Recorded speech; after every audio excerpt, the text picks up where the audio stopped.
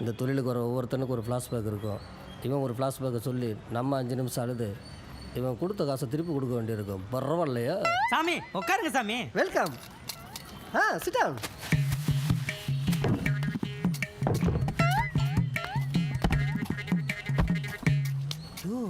என்னையா கல்லால உட்கார மாதிரி உட்கார்ற? பொறுப்பான தொழிலுக்கு ஏற்ற மாதிரி உட்காரியா? எந்திரியா? சாரி.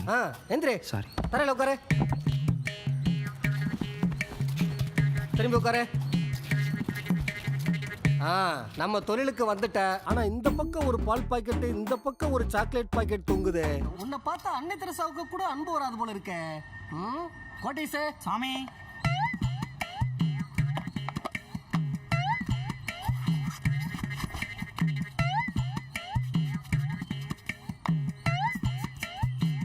ஸ்கின் பன்னு மாதிரி இருக்கே.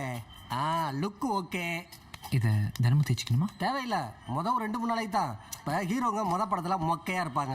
3வது 4வது படத்துலயே ஆடியன்ஸே இவன் தாண்டா நம்ம ஹீரோன்னு பழகிக்கிறாங்கல்ல. அந்த கேப்ல ஹீரோ அழகாயிட்டார்னு அர்த்தமா? எல்லாமே ஆடியன்ஸை மைண்ட் செட் பண்ணுறது தான். அதே மாதிரி தான் நம்ம கிளைண்ட்டுகளும் சீக்கிரம் உன்னை பிச்சைக்காரனா ஏற்றுக்குவாங்க. தேங்க்யூங்க.